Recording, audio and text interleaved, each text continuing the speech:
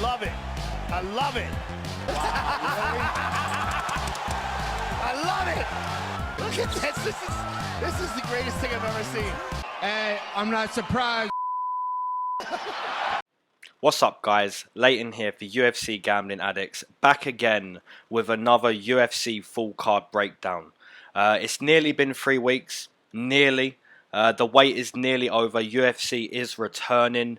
I have a little bit of prediction rust to break up here, so that's going to be interesting. This card is Alistair Overeem versus Rozenstruik. And I'm going to basically be breaking down and making a prediction on every fight on this card. If you're watching this video, you probably already know I'm going to do that. And you probably already know I was going to do that before you clicked on the video. So I'm talking rubbish already.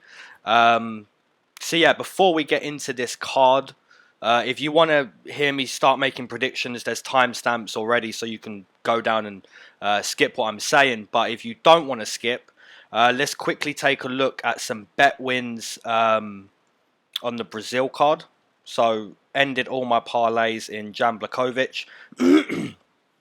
And I said this week, well, that week, I said I'm going to cover on Jacare, but I'm going to take the TKO. In a way, I was right, but in a way, I was very wrong as well. So, but the submission was what most people felt Jacare would accomplish if he did win. I felt it was a TKO. In the end, it ended up being a decision. So, it was a bit of a lackluster main event. 25 minutes of, there wasn't much excitement in the fight. Jan's foot completely blew up, Conor McGregor style. My foot was a balloon. But Jacare, man, I said that he wouldn't use much energy searching for takedowns. He'll sort of try and then it'll be kept on the feet. The fight was kept on the feet, but he was still trying. He just kept trying for takedowns up against the fence. Obviously, the fight never hit the mat, which is how I feel right that the submission was not going to be the one for Jacare. But in a way, I was wrong because the TKO was never close because he was constantly trying to get the fight to the mat. But interesting, Jan, he nicked it. That's fair enough. I also had my first DraftKings game. So DraftKings isn't something I play, isn't something I really do, but a viewer mentioned it, so I signed up and had a go and entered a singles competition and a beginners 3-man tournament and had some good success there. So the fighters I took on that, I can't remember the fighters, but I do have a picture, so I'll just put the picture in. So let me know if you want to see me do some DraftKings. I can try and make a video for DraftKings. But obviously, if no one leaves any comments regarding that, then I'll just kind of skip it. Okay, let's get into this card then.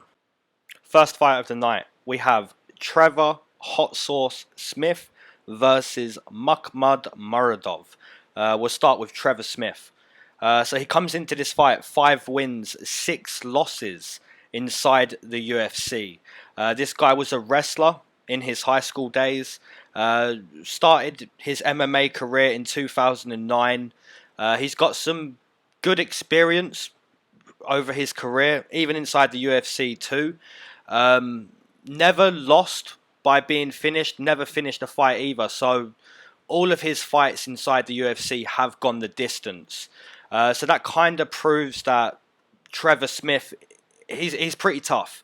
That does prove he's tough. I have been at one of his fights live, which was in Liverpool. He was fighting Elias Theodorou. Really close fight, to be honest. Really close. In that second and third round, Trevor Smith was able to fight up against the fence, was really forcing Elias to fight in that fight. But yeah, overall, man, Trevor Smith, he isn't this standout guy. And I wouldn't say he's the worst. So, yeah, he's just a tough guy. He deserves to be in the UFC. Has good jiu-jitsu. He's an experienced guy, What can we really say about Trevor Smith other than he's not going to be walked over by anyone. You know, he's never been finished, which proves he's tough. But he's not exactly the most dangerous guy out there. His opponent, Muradov, comes into this fight 1-0 inside the UFC. This guy's on a 12-fight win streak. He's managed by TMT, which is the money team, I believe, by Floyd Mayweather. And there's a reason why he's managed by that team, man. This guy's pretty good. Like, Floyd Mayweather even said this guy is the very best in MMA, which means absolutely nothing considering Floyd Mayweather is a boxer and, you know, don't really want to get into the IQ of Floyd Mayweather outside the boxing ring, but at the same time, if you're working with TMT, you must be somewhat of a good fighter. And I would agree. Watching Muradov prior to the UFC, you know, some of his fights, man, showing real promise. Some of his ground and pound, his hands are very good. Now, his debut in the UFC, it wasn't the most impressive, I'll be honest. I believe most of us took him against Chirico. And, you know, he looked okay. Got very, very tired towards the end of the fight. But yeah, he was okay in that debut. He was okay. Not the best performance of the night. But yeah, he snuck by Chirico. And I feel this is a fight where I don't think it's going to be a tougher fight than his debut. If you're asking me, okay, well, do both guys have a path to victory? I would say yes. I would say for Smith, it would have to be put Muradov on his back, make him work on his back. If you're standing and striking, if this is just stand-up kickboxing, I'm going to throw strikes, you're going to throw strikes, we're going to try catch each other, we're going to try score on the feet, I think Muradov is going to look even better than what he did in his debut. So, yeah, tough one, man. It's a tough one to take Trevor Smith here. Obviously, if you're taking him, leave a comment, let me know. But I'm going to start out here and say, you know what, let's say Muradov is the first guy to finish Trevor Smith. So I'll take Muradov via TKO in round number 1. Okay, we take a look at the odds in that fight. Jesus Christ, minus 350, minus 360 for Muradov, plus 260, plus 3 for Trevor Smith.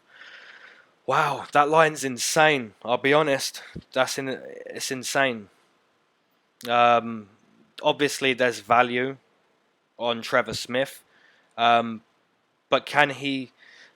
You know, the path I paint for him is he wins this fight by grappling, by putting Muradov up against the fence, by tiring him, getting the fight to the mat and winning that way. I don't really see him winning on the feet. So plus 275, if I'm right, you know, he has to go down that type of path to win. Muradov, you know, minus 370, minus 4, that basically says, you know, he's going to win this fight by a lot of people. I think if he keeps it on the feet, he's going to look good here. Moving into the next one, we have Werner Jandiroba versus Mallory Martin. We'll start with Werner. So this girl comes into this fight 0 wins, 1 loss inside the UFC. She's primarily a grappler, a black belt in Brazilian Jiu-Jitsu. She's been training in Jiu-Jitsu and Judo since she was a child. So at least 10 plus years training in BJJ and Judo. Transitioned into MMA roughly 6 years ago. Since then, she's become half a decent boxer, half a decent wrestler too. So, you know, overall, she's UFC caliber. And we kind of saw that in her UFC debut too, against Carla Esparza. Now, I know most of us took Carla in that fight. But Werner, you know, she showed us she's a decent girl. She ended up on top a few times, was able to reverse some positions. On the feet, she didn't really put Carla in much danger. Carla just kept shooting and shooting, and Werner even ended up like shooting. So yeah, little bit of a strange fight because Werner likes to take her opponent down, but in that fight, she was trying to stand, but then realized Carla's just shooting on me, so I'm just going to start shooting. And then we realized both girls, yeah, they're grapplers. But yeah, Werner, she lost that fight. It was a tough debut against a seasoned girl in Carla Esparza. But there's positives to take from that debut. There's definitely positives in losses, and I felt there was good positives for Werner in that loss. Her opponent, Mallory Martin, comes into this fight on very short notice. She's making her UFC debut. This girl is a brown belt in Brazilian Jiu-Jitsu, and she's a Muay Thai fighter. I've watched some tape. I'm not the most impressed with her ability, but at the same time, you know, this is a very short notice fight. They wanted to keep this fight on the card. They wanted Werner to fight, so the opponent, she's a brown belt, like I said. Her striking isn't the best, man. She's quite flat-footed. Isn't the quickest.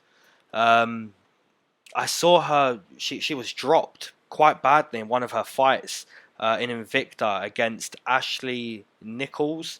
I believe she went on to win that fight actually, but she was dropped quite badly in the first round. So yeah, as for a striker, she's not the best. But if she's able to get a takedown, if she's able to end up on top, that's where I see Mallory Martin having success. But at the same time, Werner had a debut where Carla Esparza, you felt she would have success if she got the takedown and ended up on top.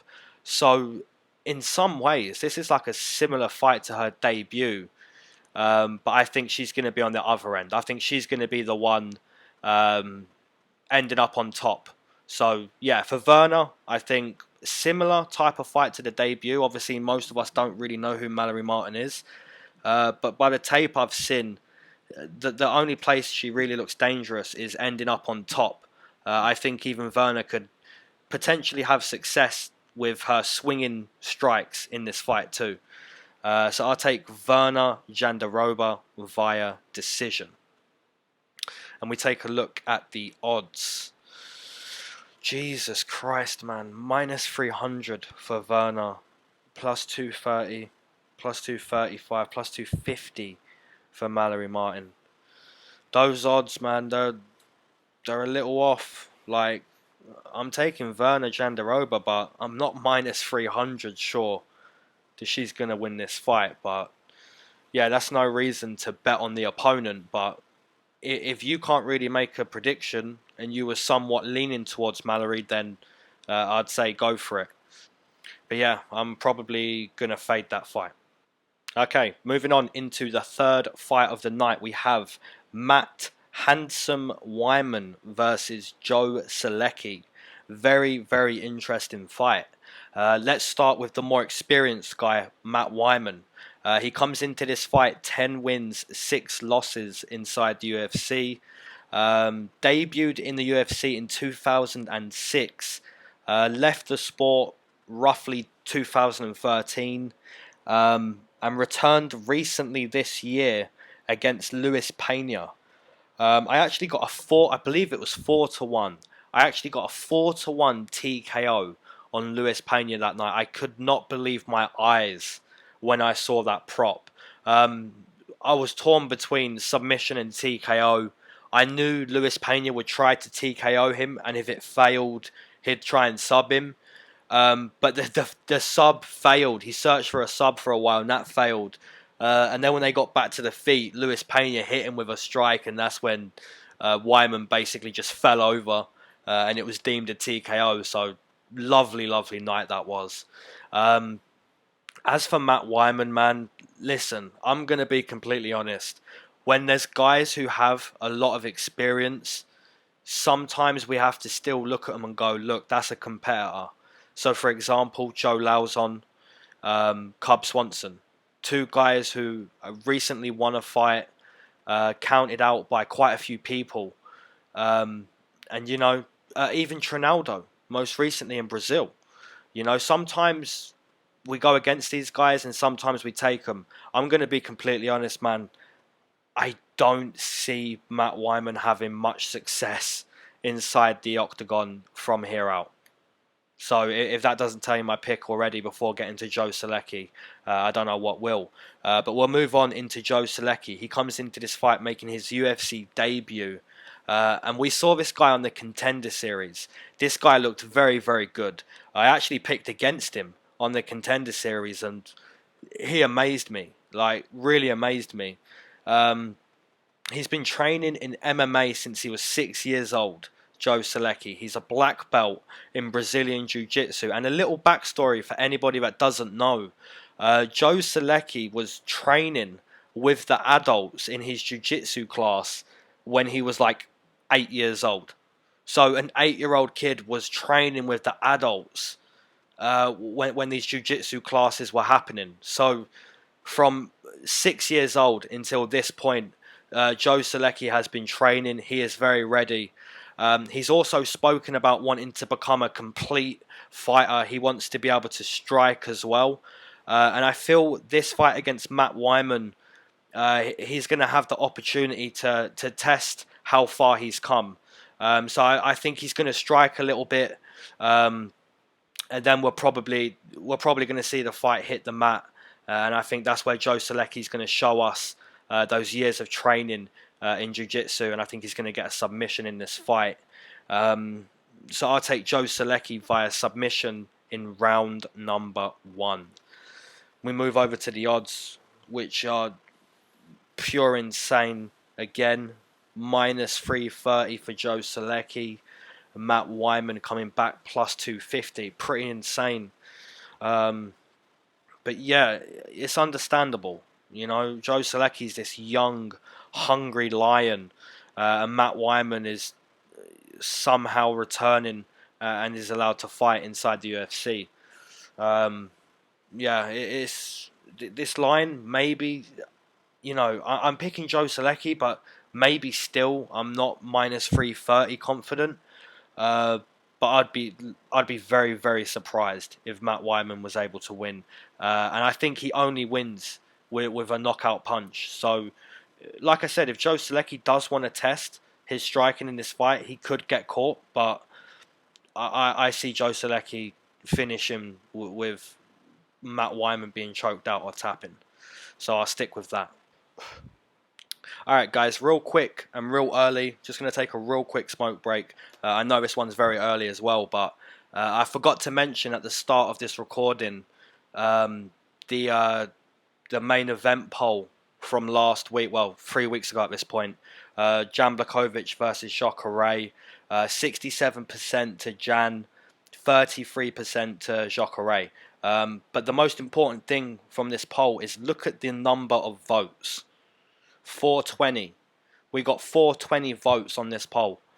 I don't know if you boys done this on purpose or if this is just coincidental, but I like it, and I'm sure other people enjoy this too. That's pleasing to see.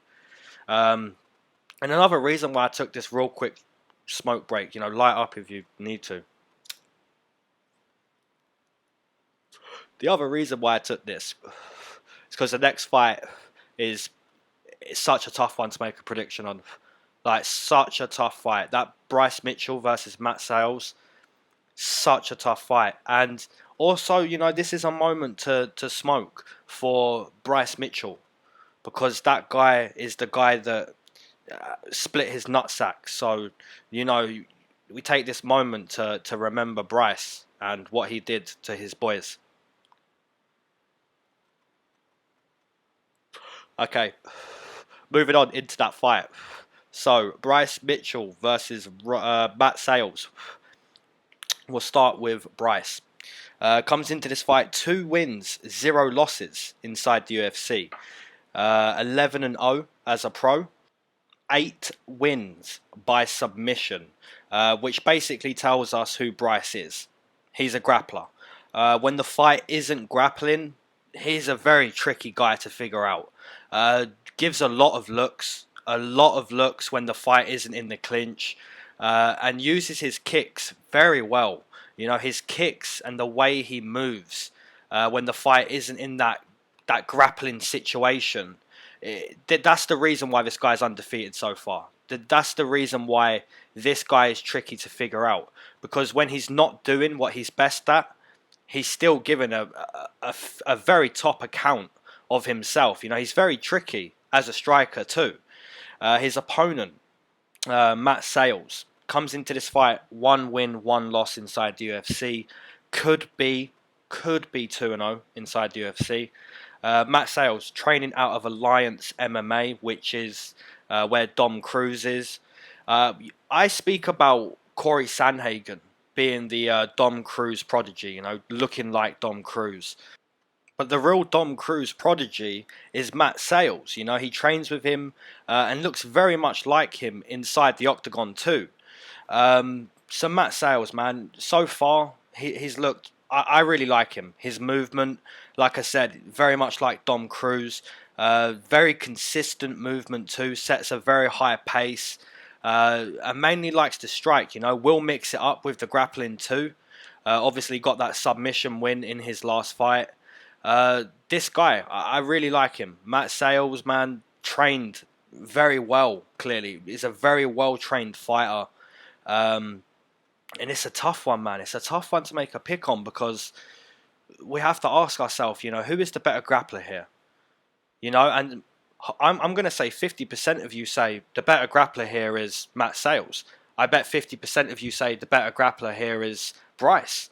That's the type of fight we have on our hands here. You know, it's tough to predict and tough to feel who's better in which area. If you had to say to me, you know, who is the better grappler, I'd probably give the edge slightly to Bryce Mitchell.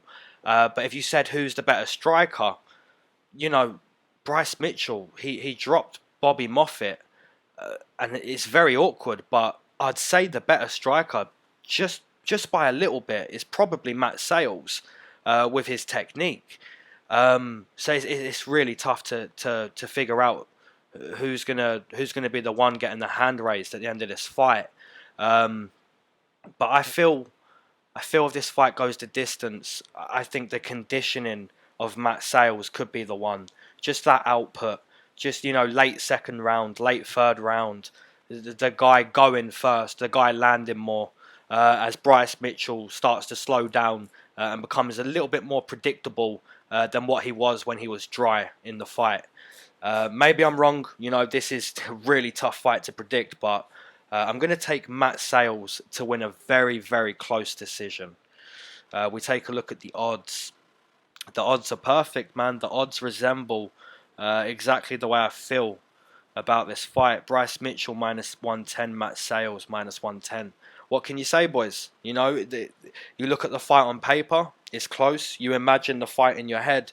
I'm assuming we're all picturing a close matchup between these two guys, and this is gonna. I'm really excited for that fight. I think that's going to be a good fight, man, and the odds resemble it. You know, who is the better guy between these two? You know, it's such a good matchup. Really good fight. Okay, the next fight of the night, we have Jacob the Killer Killburn versus Billy Quarantillo. We'll start with Jacob Killburn. So Jacob is taking the fight on very short notice, so thank you to him. He comes into this fight 8 wins, 2 losses as a pro. Obviously, the UFC debut. We saw this guy on the Contender Series, and he was basically dominated by Bobby Moffett. Bobby Moffett ended up getting a choke finish in that fight. Even on the feet, Bobby Moffett looked great in that fight. So Jacob Killburn, his chance on the Contender Series didn't really go too good. Since then, he's had 2 fights and 2 TKO wins. His last fight, his most recent one, is probably the reason why he's getting the short notice call-up, because he ended that fight in devastating fashion. I believe it was, from my memory from watching tape a few nights ago, I believe it was the left hook, and it was nasty. It was really nasty. It left the opponent just looking up looking at stars. And Jacob Killburn just kind of strolls over and just tells someone, call Dana. Call Dana. Like, okay, well, someone called Dana, and this guy has got a short notice fight inside the UFC. And from most of his fights, you know, this guy doesn't look too bad. You know, his foundation is judo. And on top of that, you know, he's just looking to catch you. He's just looking to catch you the way he did in his last fight. The opponent, a guy we also saw on the Contender Series, Billy Quarantillo. He comes into this fight 12 wins, 2 losses as a pro. And on the Contender Series, man, very, very impressive performance against Kamela Kirk. I actually took Kirk in that fight. I felt the striking, the overall game of Kirk, even his mentality. I believe, speaking about his mentality and the way he uses range with his strikes, that's the reason I took Kirk. But Kirk exhausted himself. He exhausted himself in that first round, and from there on, Billy Quarantillo showed really good endurance. Like, this guy is just coming forward, just trying to take you out. Like, he's not stepping back. He's looking to basically just look to compete with you, and if you get tired, he's going to put it on you. And at one point, I believe his coach, I even watched that fight back, his coach said at one point to Billy, take that contract, because Kirk is so tired at this point. And literally, Billy just, he hits a new gear in that fight. It's pretty amazing to see. Go back and watch that fight and you'll hear it. And there's a new gear that gets hit from Billy, and it's like, wow, this guy didn't. He understands. He understands what the Contender Series is about. It's not just winning. You have to go out there and like devastate the audience. You know, make the place silent, or just really show. Look, I'm here to take his head off, or he's going to take my head off, type of performance. And Billy Quarantillo did that. You know, Kirk got very tired on the Contender Series, and he went for it. So here we have a matchup where, you know, I'm not confident in either pick, I'll be honest. The original matchup was Fishgold and Quarantillo, and I was favouring Fishgold in that fight. So here we have a different type of fight. And I'm now favouring Billy Quarantillo. I just think the endurance this man showed on the Contender Series, the hunger, that's enough here for me. Just the hunger of this guy. So yeah, that's why I'm going to stick with Billy here. I'm going to take Billy Quarantillo via TKO in round number 2. We'll take a look at the odds. We don't have any odds, do we? No, there's no odds. I'm assuming Billy Quarantillo is going to be like a minus. I'm going to say minus 170. Billy Quarantillo opening. We'll see though. We'll see. Okay, moving on into the next fight. This is a tough one to predict as well. We have Thiago Alves versus Tim the Dirty Bird Means. And we'll start with Thiago Alves. Okay, so Thiago comes into this fight 15 wins, 11 losses inside the UFC. He's been in the UFC for 14 years. He's been training at American Top Team for 15 years.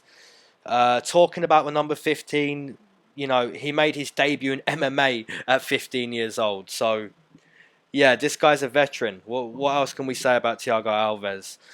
He's fought against George St. Pierre. You could say that was the pinnacle. This is going to be his 38th pro fight. So, you know, this guy is just, he's seen it all. He's seen anything you can offer. Thiago Alves has seen it. He's done it. He's felt it. Yeah, he's a veteran. He did get quite devastatingly finished by Curtis Millender. I took Millender that night. I'm sure pretty much all of us did. Since then, since that TKO loss, he's had 3 fights, and he hasn't looked too bad, Thiago Alves. Close fight against Kunchenko, quite close. Gave a good account of himself, just edged out by the better guy. Really, really close fight against Max Griffin, where really probably should have went the other way. I felt Max Griffin won that fight. And then against Starapoli, that fight was a little disappointing if you was on Thiago Alves. I believe I actually was. Disappointing. Quite a disappointing performance in his last one. But Thiago Alves, man, what can we say? This guy has had a lot of fights. He's a veteran. He's past his prime, yes. Good body kicks, really nasty body kicks, really nasty calf kicks. Undersized for the weight class, but, this guy's a veteran. His opponent, Tim the Dirty Bird Means, comes into this fight 10 wins, 8 losses, I believe 1 draw inside the UFC. Another veteran. This guy is also a veteran. In his last fight, Tim Means in his last fight, man, brutally finished. Brutally finished by Nico Price, and that was a crazy fight. Nico Price came out and I believe he hurt Tim Means. And then after that, Tim Means was able to get it to the mat, start to win the fight. And then when they got back to their feet, Tim Means just started cracking him with these nasty shots. And, they weren't just glancing. Nico Price was full on eating these shots like 100%. And it's looking like Tim Means is just going to walk through Nico Price. And then out of nowhere, Nico Price fires this huge right hand, and that's it. That's it for Tim Means. What can you say about this fight, man? Tim Means is a veteran. Thiago Alves is a veteran. I think if you're Thiago Alves, if you're picking that side, I think Thiago Alves has to target the calf and the midsection, has to do what he's best at, firing those nasty calf kicks, go into the body, looking to fire these powerful shots up top. But the game plan should be for Thiago Alves to compromise the movement of Tim Means. You have to go to that ankle. I believe he actually broke his ankle against Nico Price. I could be wrong. Someone let me know in the comments. I believe he did. But yeah, Thiago Alves, he has to go to the calf and the body. If you're Tim Means, just check those low kicks, fight at a distance, and look to just beat Thiago Alves, as much as you can every second of the round. I'm actually going to take a faith pick. I feel like any side you pick here, you're kind of you have to take a little bit more faith than the normal pick. Tim Means can get finished here. Thiago Alves can get finished. Either side requires faith, but I'm probably going to take the side here that requires more faith. I'm going to take Thiago Alves. I think if he can compromise the movement of Tim Means, I think then he can start to control the fight, start to back up Tim, and dictate where the fight goes. Not the most confident pick, but if you force me to pick Tim Means, it wouldn't be in my top 5 most confident either. So yeah, I'm going to take Thiago Alves via a very, very close decision. And look at those odds, man. Jesus, plus 200, plus 230 for Thiago Alves. So a lot of you guys are counting out Thiago. I'm willing to give him a go. Especially at those odds. Tim Means minus 250. It's fair. Tim Means he's a veteran. He's a good striker, man. He's seen it all too. And he can crack, If he lands on Thiago the way he was landing on Nico, I think Thiago goes down. But yeah, at those odds, man, especially, I have to have a go on Thiago Alves here. Like I said, ATT for 15 years. He's been at American Top Team for 15 years. They're not going to have him come into this fight and just bang. There's got to be a game plan here for Thiago Alves, and I think the calf kicks has to be the plan.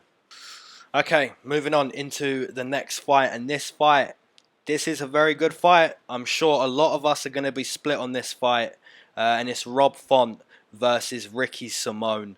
I'm sure a lot of you are going to be taking Ricky, and I'm sure a lot of you are going to be taking Rob. This one is going to be a tough one to break down and make a pick, but I've got my pick in mind. So we'll start with Rob Font. He comes into this fight 6 wins, 3 losses inside the UFC. He's a very respected name at this point at 135. Training out of Lauzon MMA. This guy is primarily a striker, a boxer inside the octagon.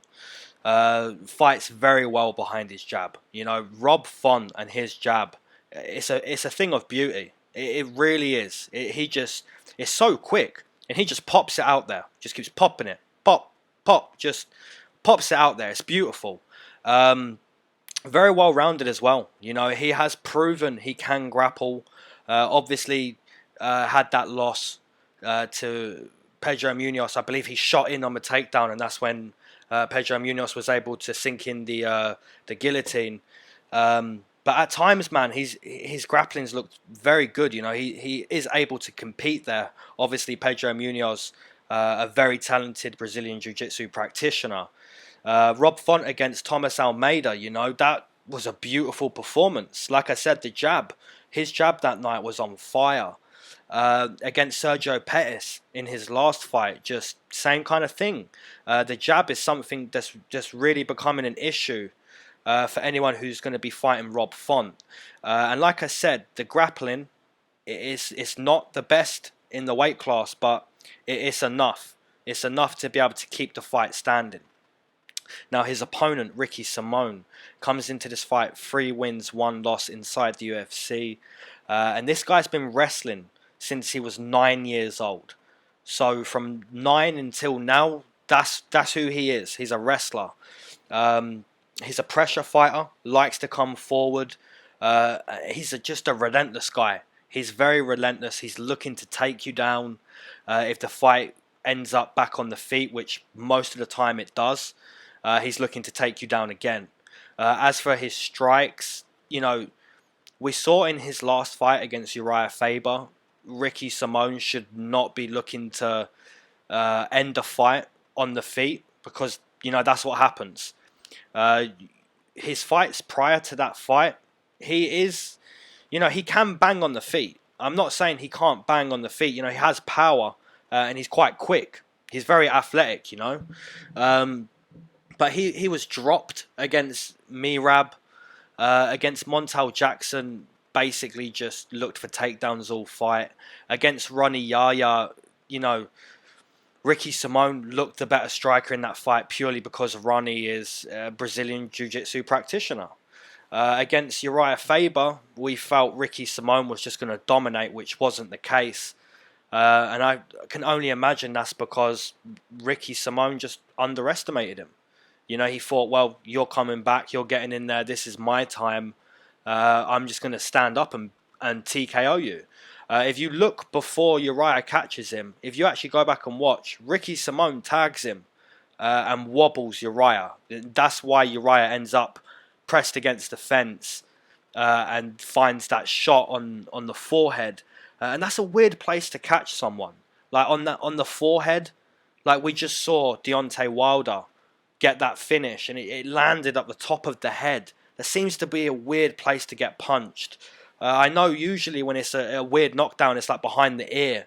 But the top of the head, the forehead, seems to be a weird place to get punched. And Ricky Simón felt that, you know. Uriah Faber cracked him. So I'm looking at this fight, man. It is a tough fight to make a prediction on. I think if the fight is kept on the feet, Rob Font could have a field day with his jab. I think he could potentially finish this fight if it's kept on the feet. Ricky Simón, he's going to go back to doing what he was doing before Uriah Faber. He's going to look for takedowns. He's going to throw his power strikes, end up in the clinch. Look, you know, that kind of fight from Ricky Simón. He's going to throw his strikes to get close and then shoot. The question is, can Rob Font keep it on the feet? He is good enough to keep it on the feet. You know, I don't want Rob Font to get caught up in, you know, I grappled with Sergio Pettis. He tried to step into my division. I'll grapple with you too. You know, I'll beat you up on the feet, and if you want to grapple, we can grapple. I would rather Rob Font really try to use his grappling in a defensive way. You know, posture off the head with an elbow. have a good wide stance, good base up against the fence. If Ricky's trying to take him down, just pepper him with elbows or little shots to the side of the head. I don't want Rob Font to get caught up in a grappling contest, because then he could become fatigued, and that could be a way Ricky Simón is able to now secure takedowns. So if Rob Font has a strong mind, a strong game plan for this fight, if he is adamant to keep it striking, to keep it jab distance, I think Rob Font could dominate. So yeah, I'm going to take that. I'm going to take Rob Font to keep it upright, to keep it mainly a kickboxing battle, and to win like that. So I'll take Rob Font via TKO in round number 2. And we take a look at the odds for this fight. Where are they? Plus 115, plus 110 for Ricky Simón, minus 130, minus 135 for Rob Font. Man, those odds are perfect, because although I think Rob Font can dominate, if his mindset isn't where I think it should be, if his mindset is, yeah, we can grapple too, then I can see how Rob Font isn't the strongest of favourites. You know, it's a mindset thing for Rob Font. I think he is good enough to grapple here, but should he be? You know, he's going to have to defend takedowns. He will have to defend takedowns, but I don't want him to look to end up on top. I don't want him to look to, you know, try and take Ricky's back up against the fence. I want him to be defensive with his grappling. Will he? Maybe not.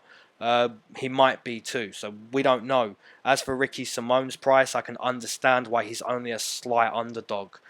He's looking to bounce back. Before that Uriah Faber loss, he was looking like a real contender for the weight class, and really could prove a lot of us wrong here if we're taking Rob Font. Like I said, I'm sure all of us are going to be very split on this fight. It's a very good fight, but I'm going to stick with Rob Font. Okay, moving into Cody Spartan Stamann versus Song Yadong, or Yadong Song, whatever you prefer. We'll start with Cody. Comes into this fight 4 wins, 1 loss inside the UFC.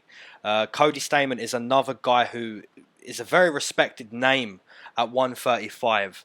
Primarily a wrestler. He's been wrestling for the majority of his life. Picking up boxing around age 16, which is how he's able to be such a decent guy in MMA. You know, he's a lifelong wrestler, pretty much. And he's been boxing for quite a few years. So you can see how it works, you know. With his wrestling, very good. You know, he comes forward, shoots these power doubles, power singles, looks to just get his hands grasped together, and he's able to secure takedowns. You know, using his forward pressure, very good coming forward. Cody Stamann, man, very respected guy. Only has 2 losses in his MMA career, and that's because, like I said, lifelong wrestler, and he's been boxing very well for quite a few years, and it works. It works inside the octagon. His opponent, though, man, this guy, Song Yadong, very promising guy. Only 21, 22 years old, 4-0 now inside the UFC, training out of Team Alpha Male at 10 years old. If for anyone that doesn't know, this is a little backstory. At 10 years old, Song Yadong was basically sent to practice wushu, became a champion at the age of 12, and then he was sent to a mixed martial arts boarding school to learn Sanda, Sanda is Chinese kickboxing. So just like Zabit, who was sent to a mixed martial arts boarding school to practice also Sanda, Song Yadong, the same thing. So lifelong fighter, already lifelong fighter. Had his first MMA fight, his first pro MMA fight at 15 years old. And you will hear that on the commentary team. This kid, man, he's the new era, the new breed of MMA. Just like Edmund Shabazian, just like Zabit.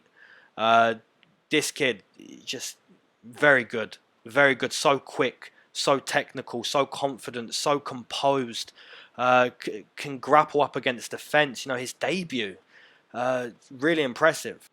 man, even in his last fight, you know, against Alejandro Perez, just completely starched him. Perez went to throw, I believe, an outside calf kick, and before he was even halfway to the target, Song had completely starched him. It was so impressive. So if you was to ask me, look, who wins this fight? I would say, look, if this was just striking, pure striking, Song Yadong every single day of the week. If you told me this was just purely grappling, purely wrestling, man, Cody Stamann pretty much every day of the week. So in most ways, whoever puts it together the best, the overall game, will win this fight. Cody Stamann, basically his whole UFC career so far, he's been in close fights. They're always close. And that's because he has trouble securing the takedown. He can get the takedown, but he's not great at holding the opponent down. So in this fight, I believe we will see Song Yadong scrambling. We will see his scrambling. We will see his grappling more. But for the most part, man, Song Yadong standing. If these two guys are standing, I think every second that ticks by is very dangerous for Cody Stamann. This Song Yadong man he is just the future. This kid is so promising, so quick, so technical. He's a different trained animal. When you're sent to a boarding school to learn, like that's your upbringing, you're a different trained animal to me. You're just and we see it. We see it. He's had 4 fights in the UFC, and we've seen it. This guy he's something special. So I'm going to take Song Yadong, but I will give Cody Stamann some respect here. I don't think he's going to get a finish. Although Song Yadong has finished 3 of his 4 UFC fights so far, so I could be wrong. But I'm going to take Song Yadong via decision. And we take a look at the odds in that fight. Man, those odds are good. Those odds are spot on. Song Yadong minus 190, minus 200. Cody plus 150, plus 160. Yeah, whoever puts it together the best is going to win. So Song Yadong has to be ready to grapple, has to show his grappling game. Cody Stamann once again will be forced to at times back up in this fight, circle more than he wants to, maybe shoot at times when he doesn't want to, purely because of how good the striking is from Song Yadong. But it's probably a closer fight than I've made it out to be, but I do feel Song Yadong is going to win this fight. Alright homies, we're going to do a smoke break after I break down and make a prediction for this next fight, which is Aspen Ladd versus Yana Kunitskaya. This is a very good fight, you know, tough one to make a prediction on too. We'll start with Aspen. She comes into this fight 3 wins, 1 loss inside the UFC. Primarily a grappler. She uses good forward pressure to end up in the clinch. She will throw like a barrage of strikes coming forward. That's how she's able to end up in the clinch, up against the fence. But that's primarily what she is. You know, she's a wrestler. She's looking to take you down and use her jiu-jitsu. When she's on top of her opponents, very strong, very, very strong. You know, her top control is dominating. It's so strong. It's very dominating. And like I said, her jiu-jitsu, she has shown really good jiu-jitsu as well. She's able to take the back, able to flatten out the opponent. Yeah, her groundwork is what she's, you know, is what we're all looking at. That's what we're looking at for Aspen Ladd. Her groundwork is really dominating. I really like her there. As a striker, not the best striker.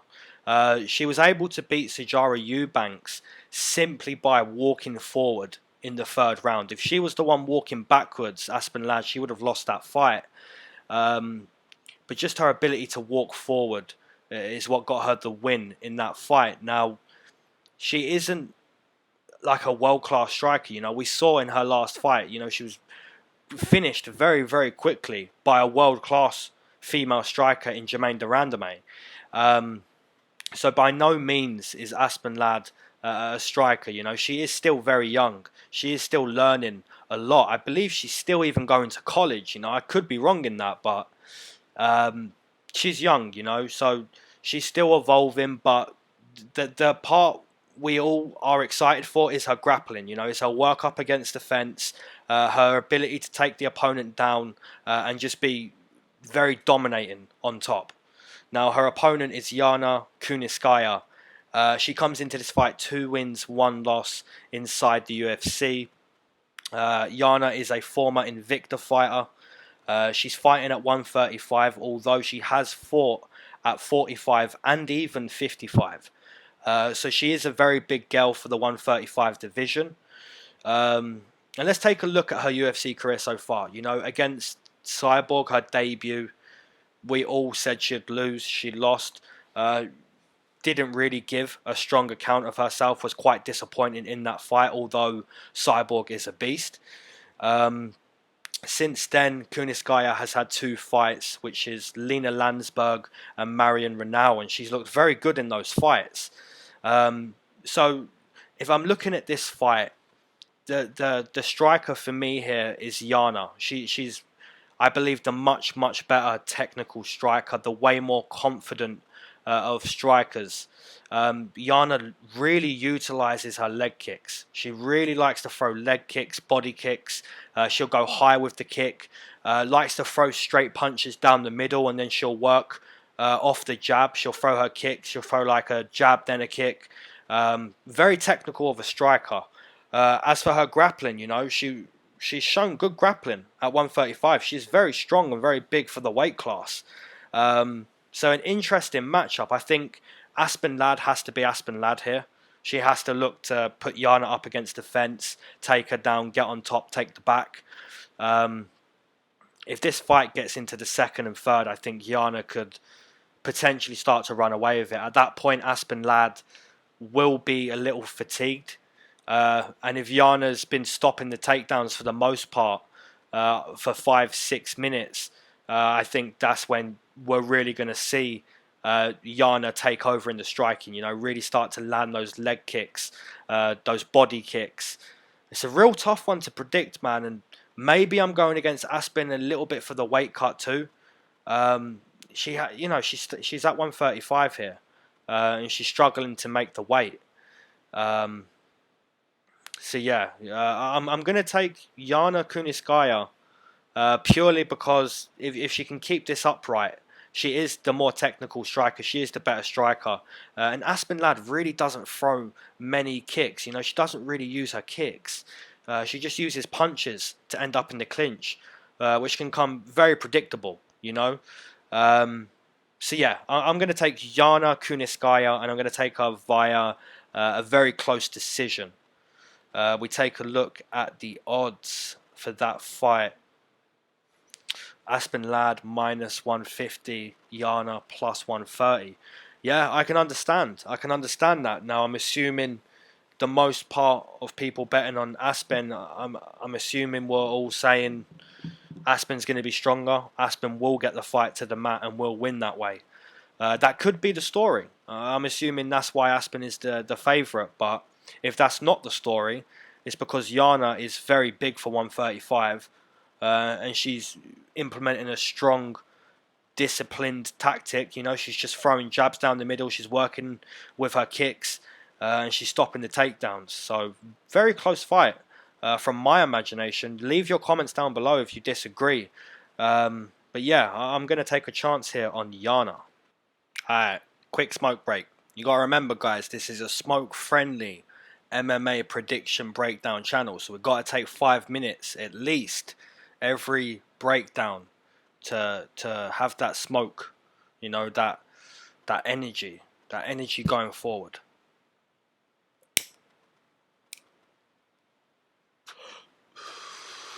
Okay, so I'd like to take the time to say to my American brothers, I hope you all had a beautiful Thanksgiving.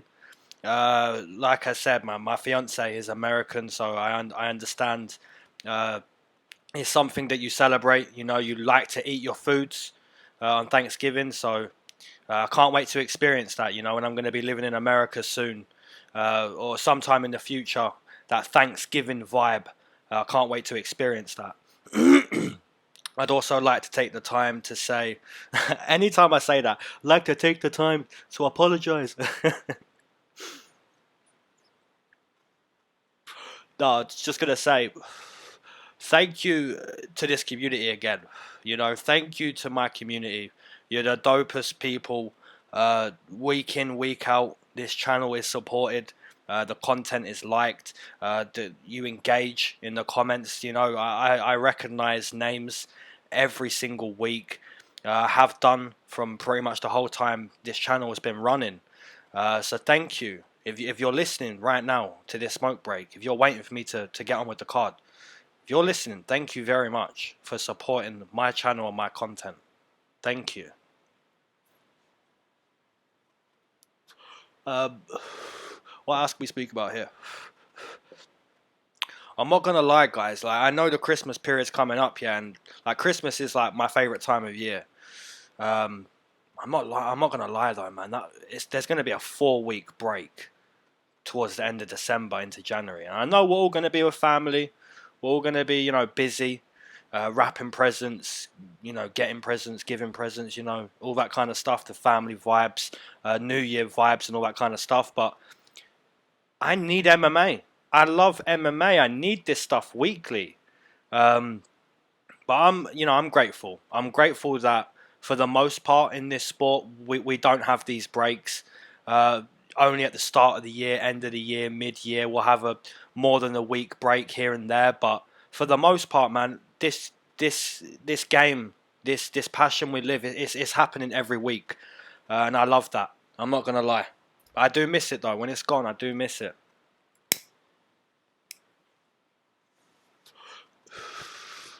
If you're still listening, if you're still at this point of the podcast, leave a comment with your favourite strain.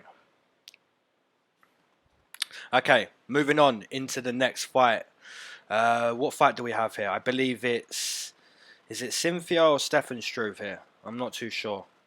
Should probably edit this bit out. Well, I'm not gonna. I'm gonna try find it. We have this next fight is someone. Stefan Struve versus Ben Rothwell. I'm sorry, the smoke break hit me real. Okay, we'll start with Stefan Struve. Comes into this fight, 13 wins, 9 losses inside the UFC. Somehow he's still 31 years old, which is insane with the amount of experience he has. This will be his 23rd UFC fight, his 41st pro fight in his career. 7 foot tall, 85-inch reach.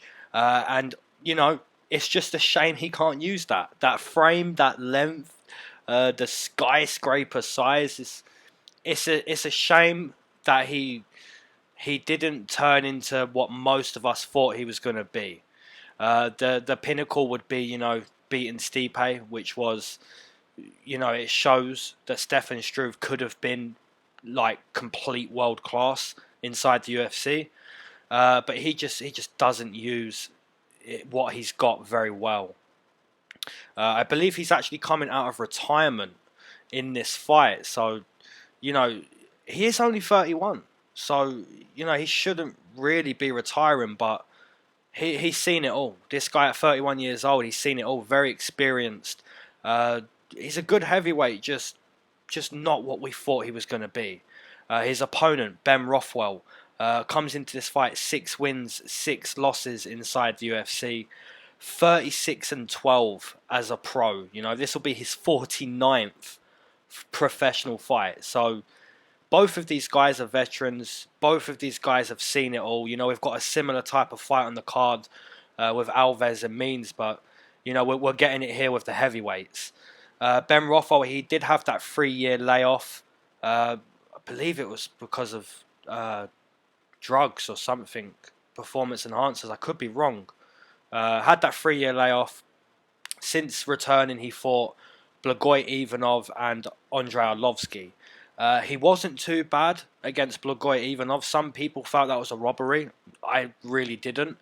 I could see how, though. For the whole of the first round, Ben Rothwell was coming forward, not landing anything. Maybe the pressure of Ben Rothwell in that first round had people confused. But like I say, wasn't too bad against Blagoy Ivanov in that return fight. But against Andrei Arlovski, like as disrespectful as it sounds, Ben Rothwell looked god awful, and I picked him that night, and he was terrible. He was eating shots for fun, just nowhere near close to ever winning that fight. You know, Arlovski looked like he had another 10 fights in him. Like that's, you know, if you're making Arlovski look like he should be competing in the UFC, then you're gonna have to take a hard look at yourself. So it's not a coincidence that these two guys are fighting each other. I said this before. Stefan Struve looked bad against Arlovski. Ben Rothwell looked bad against Arlovski. Now these two guys are fighting each other, and you know who wins. If anyone tells you they're confident in a pick here, they're lying. Let me tell you, they are lying. So yeah, it's near impossible to pick, but I'm gonna pick. I'm gonna say that if Stefan Struve wants to stay out of retirement, I'm gonna say Stefan Struve looks to take Ben Rothwell down when Ben's tired and look for a submission. If Stefan Struve looks to compete on the feet and just looks tired like Ben Rothwell with no sort of active game plan as what am I going to do, we're both tired here, then it's probably going to be a very close decision. Maybe Ben Rothwell comes forward in this fight, in his third return fight, and maybe lands something big in this fight that he hasn't landed in his last two fights. Who knows? You know, if Ben Rothwell does, it would be against a guy like Stefan Struve. But Stefan Struve, I feel, can win this fight also. He just has to be smart about it, look for a takedown, look for a submission, and call it a night. So I'm going to take Stefan Struve to get a submission in round number 2. And we take a look at the odds. Stefan Struve plus 120, Ben Rothwell minus 140. Wow, okay, you know, I don't have much to say other than there's no coincidence that these two guys are fighting each other. It's near impossible to make a prediction. There is no favourite. There is no underdog. In my mind anyway, you know, this is a 50-50 who the hell kind of knows type of fight. But I'll take Stefan Struve. I do think he can win, and he is an underdog. So yeah, I'll take Stefan. Okay, moving into the co-main event, we have Cynthia Calvillo versus Marina Rodriguez, and we'll start with Cynthia. Cynthia comes into this fight 5 wins, 1 loss inside the UFC. She could be 6-0 inside the UFC. Some would say she should be 6-0. Cynthia Calvillo, she has 3 wins via submission. She has said before she's a shark, and the mat is her ocean. So, you know, those play on words tell us who she is. You know, she's looking to grapple. She's a grappler at heart. Although she has shown us decent progression in her kickboxing. You know, you look at her last couple of fights, even against Carla Esparza. I mean, in that fight, she showed us decent stand-up ability. So that's who Cynthia Calvillo is. You know, she's a grappler, but recently she is showing us, look, if this is kept on the feet, I will win here too. She has a high volume with kicks. You know, she's looking to put out a lot of kicks. You saw that against Courtney Casey in her last fight. You know, like 20 plus kicks thrown out there that are all landing. So her stand-up game is evolving, but primarily she is looking to take you down and submit you. Her opponent, Marina Rodriguez, comes into this fight 2 wins, 1 draw inside the UFC, 0 losses. This girl is a tall, long, rangy striker. She got into MMA very late in her life at 26 years old. She's only been training in MMA for 6 years. And already, man, this girl's looking real promising. 13 fights, undefeated. She's looking like a natural in there. You know, her striking, really likes to use her striking. She's a Muay Thai fighter, so and we really see that. We really see that inside the octagon. You know, she's using her knees in the clinch. She's using her kicks from a distance, kicks down the middle, kicks to the outside calf, elbows up close, doubling up her jabs. really likes to use every part of her body. You know, that's what Muay Thai is about. 8 limbs. You know, she really emphasizes that inside the octagon. And like I said, she's only been training in MMA for 6 years, and already, already, this girl looks like a really good striker. And that's what she's going to try to do here. She's going to try to keep this purely striking against Cynthia Calvillo. I just mentioned Cynthia Calvillo has progressed as a striker, but Cynthia Calvillo will mix it up. She will look to take this fight to the mat. Now, Marina Rodriguez is quite a big girl. She's tall. She has got a good frame on her. But Randa Marcos was able to get that fight to the mat, was able to be very dominant in that first round. I don't think Cynthia Calvillo will come out and actively, you know, oh, I need to get this fight to the mat. I don't think she'll panic like that. I do think Cynthia will fight on the back foot, look to compete in the strikes. But if Marina Rodriguez overcommits to her strikes, that's where I think Cynthia Calvillo will time her with a nice takedown and look to mix it up like that. I don't think she'll pursue a takedown. I just think it will kind of fall into place where Cynthia is able to get the fight to the mat.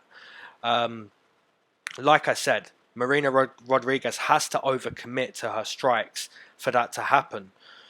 She doesn't really overcommit until she knows she's definitely winning the striking battle.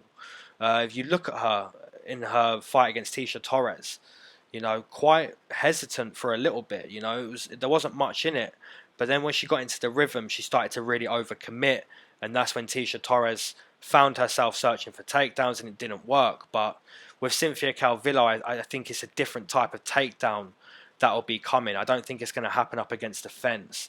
I just think she'll kind of shoot if Marina overcommits. So, you know, the way I'm looking at it, there's many ways that you can look at this fight. But I'm slightly leaning on how Cynthia Calvillo will be able to mix it up. I think she will get the fight to the mat, and I think she'll also compete in a kickboxing battle. So I think it's going to be close, but I think that the fact Cynthia's going to mix it up a little bit more, I think she could get the nod. So I'm going to take Cynthia Calvillo by probably like a split decision. And the odds in that fight, plus 100 for Cynthia Calvillo, minus 120 for Marina. Those odds are perfect. I mean, Marina Rodriguez is really ahead of her time. For just 6 years of training in MMA, her striking looks very good. Very, very good for that weight class. Looks like she could beat a lot of girls. Maybe she does beat Cynthia, but I feel Cynthia has been training longer. She's at a good team. She has good grappling, good work on the mat. Maybe being a little bit disrespected, but at the same time, a plus 100 is barely an underdog. The line is basically the same, you know. Cynthia Calvillo, I'm willing to take a shot. Okay, main event time. Alistair Overeem versus Jairzinho Rozenstruik. We'll start with Alistair Overeem. Alistair Overeem comes into this fight 10 wins, 6 losses inside the UFC. He's now fighting out of Elevation Fight Team, which is, you know, it's decent to know that he's mixing it up. He's not staying stale. You know, he is trying to stay in the game, in the sport.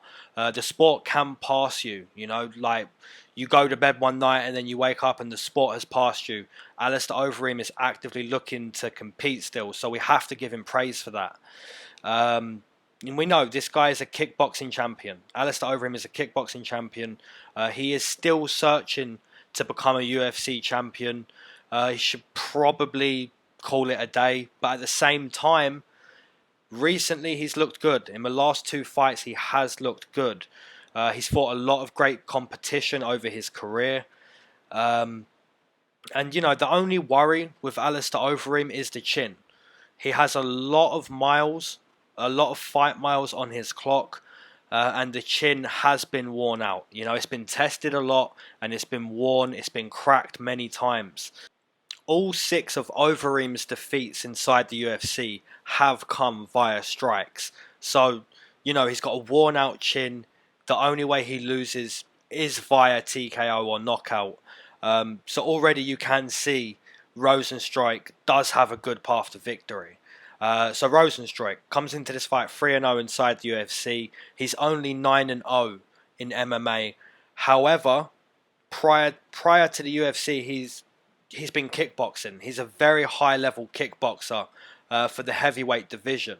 85 kickboxing bouts prior to the UFC, 76 wins and 64 TKOs. So, yeah, this guy as a kickboxer, very, very good. You look at his fight against Junior Albini, the debut.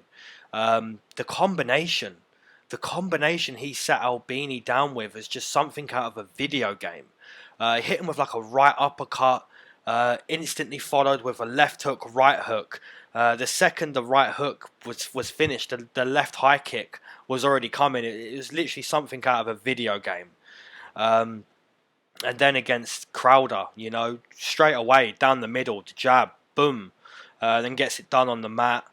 And then against Arlovski, man, recently, I said this could be the first time we see Arlovski get TKO'd since Francis Ngannou.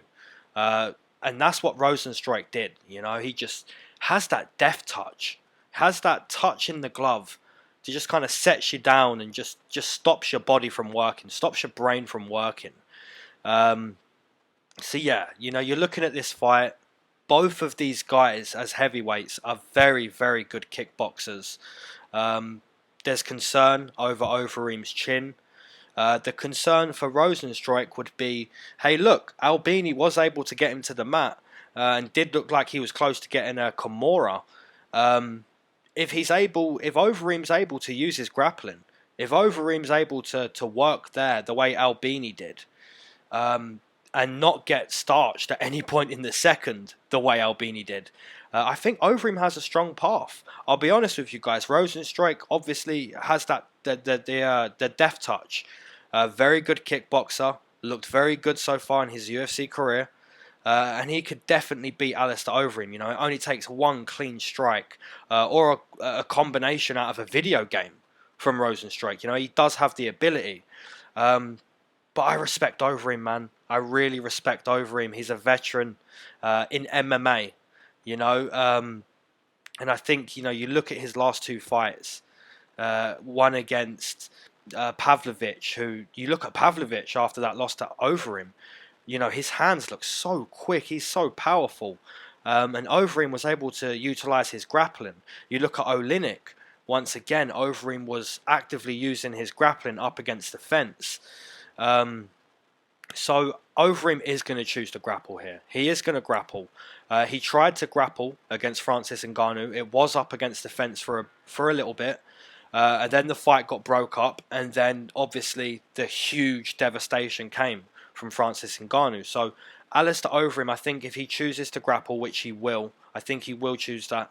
I think that's the path for him. He has to put Rozenstruik on his back. And look to win that way. If Alistair Overeem is a champion kickboxer, so he does have a chance there too. But I just think the clinch, and just fighting on the mat, just rolling on the mat, looking to secure dominant positions on the mat is going to be the way for Overeem here. I don't want to see him in a kickboxing battle because then we could see a death shot from Rozenstruik finish. But you know what? I think this could be the first time in a few years we see Alistair Overeem potentially get a submission finish. So I'm going to take Alistair Overeem via submission in round number 2. We take a look at the odds. The odds, Alistair Overeem minus 120, Rozenstruik plus 100, plus 105. It's perfect. I mean, they're both very good kickboxers. Both have a path. If you're Rozenstruik, you want to kickbox. Some would say, well, Alistair Overeem's even a better kickboxer than Rozenstruik. But the facts are, Overeem has taken many shots on that chin.